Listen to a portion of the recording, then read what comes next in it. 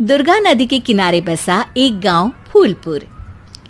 गांव में कुछ 100-150 लोग रहते थे। अंजलि, जो कि पास ही के जिले में रहती थी और 12वीं पास कर चुकी थी, उसके पिताजी ने बेटी को जल्दी विदा करने के लिए उसकी शादी फूलपुर गांव के मुकेश से करवा दी थी। मुकेश कभी स्कूल नहीं गया था और इस कारण वो पढ़ा लिखा नहीं था और बाकी गांव वालों की हालत भी मुकेश जैसी ही थी।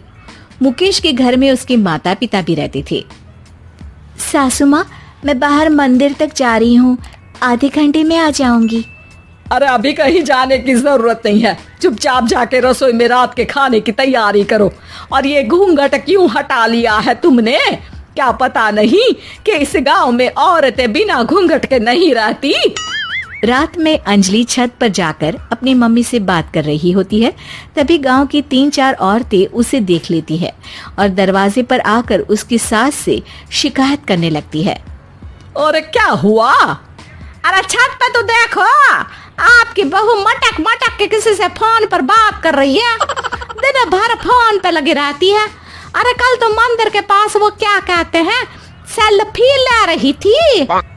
शहर की बहू रखना अच्छा शान की बात है, पर देखना इसके लक्षण से ये तो तुम्हारे परिवार को बदनाम ना कर दे। ये पहली बार नहीं था जब सास से गांव के लोगों ने अंजलि की बुराई या शिकायत नहीं की हो। अब तो ये रोज की बात थी। अंजलि ये सब सुन लेती है। जब वो नीचे जाती है तो मुकेश भी वहां आ जाता है। सास कहती है, बेटा, लोग घर आकर शिकायत करने लगे हैं बहू के कामों की।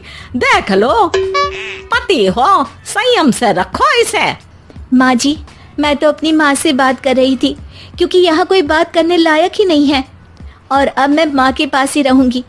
वहाँ क्या रहना, वहाँ बाहर के लोग तो ठीक है, पर घर के लोग भी इज्जत ना दे सके। अरे नहीं नहीं अंजलि, ऐसा नहीं है, धीरे धीरे सब ठीक हो जाएगा, तुम फिक्र ना करो।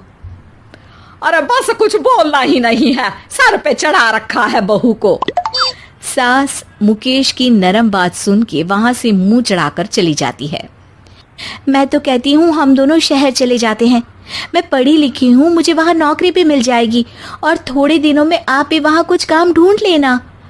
अरे नहीं नहीं अंजलि, हम यहाँ ना गांव का खेत, माँ पिताजी को छोड़कर शहर नहीं जा सकते। माँ पिताजी को कैसा लगेगा और गांव वाले क्या सोचेंगे? ये कहकर मुकेश सोने चला जाता है और अंजलि की गांव वालों द्वारा बुराई का सिलसिला बहुत दिनों तक चलता ही रहता है। लेकिन अंजलि गुस्सा ना दिखाते हुए समझदारी से काम लेती है। बारिश का मौसम चालू हो जाता है। जोरदार बारिश से पूरे गांव में हाहाकार मच जाता है। दुर्गा नदी में बाढ़ आ जाती है और बाढ़ का पानी पूरे गांव की फसल तबाह कर देता है। फसल की ये हालत देखकर गांव वाले निराश हो जाते हैं और बात तो यहाँ तक पहुँच जाती है कि कुछ लोग तो अंजलि को इस सब का दोषी ठहरा देते हैं। अरे पूरी फसल तबाह हो गई, पता नहीं किसकी नजर लग गई है। अरे जब से चौधरी परिवार में ये शहर की बहू आई है ना, तब से ही गांव की शांति चली गई है। इसके कर्म कांड से माँ दुर्गा नदी भी खुश नहीं है। ये सब सुनकर बेचारी अंजलि रोते हुए अपने घर चली जाती है। कुछ दिन बाद सभी गांव वाले अपनी फसल का मुआवजा लेकर अपने अपने घर आते हैं। मुकेश भी 1500 लेकर आता है। अंजलि को जब पासबुक दिखाता है तो अंजलि हैरान हो जाती है।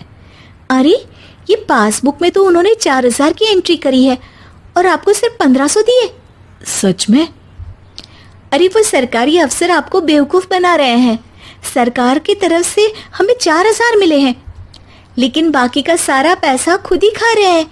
आप लोग के अनपढ़ होने का फायदा उठा रहे हैं। ये सब सुनकर मुकेश परेशान हो जाता है, लेकिन अंजलि उसे हिम्मत से काम लेने को कहती है और सुबह होते ही मुकेश को पंचायत कार्यालय ले जाती है और साथ में गांव के और लोगों को भी। आप सरकारी बाबू क्या गांव के लोगों को बेवकूफ समझते हैं? आपको क्या लगता है ये पढ़े लिखे नहीं है तो आप कुछ भी मनमानी करेंगे? ये बेचारे दिन रात इतनी मेहनत करते हैं, ये हमारे अन्नदाता हैं और आप इनके साथ ऐसा धोखा करते हैं। अरे क्या बके जा रही है ये लड़की? किस धोखे की बात कर रही है? अपने कांड करके नदी माँ को नाराज करके हमारा नुकसान करके इसे चैन नहीं मिला क्या? सरपंच जी, इन सरकारी बाबू ने मुझे बेवकूफ बनाया है और मेरे हिस्से के पैसे खुद चट कर गए। बस ये सुनते ही सरपंच वहां से दुम दबाकर भाग जाता है। पता चलता है कि जनपद अधिकारियों ने गांव के सरपंच के साथ मिलकर सबके साथ धोखा किया है। सब लोगों का विरोध शुरू हो जाता है और आखिर में अधिकारी सब गांव वालों के हिस्सों के बचे हुए पैसे उन्हें लौटा देते हैं और कई दिन तक सरपंच गांव में लौटता ही नहीं। अंजलि, तुम नहीं होती तो हम गांव वालों को तो पता ही नहीं चलता कि ये हमें हर बार बेवकूफ बनाते हैं। हाँ हाँ अंजलि बेटी, हमें माफ कर दो। हम सब तुम्हें बुरा भला कहते रहे, लेकिन तुमने ही आज हमें बेवकूफ बनाने से बचाया है। हमें तुम पर गर्व है बेटी। अब समझ आया कि सरपंच तुमसे नहीं, तुम्हारे पढ़े लिखे होने से नफरत करता था। क्यों ना इस बार हम अंजलि को ही सरपंच पद के लिए चुन ले? क्या कहते हो गांव वालों? पढ़ी लिखी सरपंच। बस पूरा गांव अंजलि के लिए ताली बजाता है और अंजलि की सास उसे खुशी से गले लगा लेती।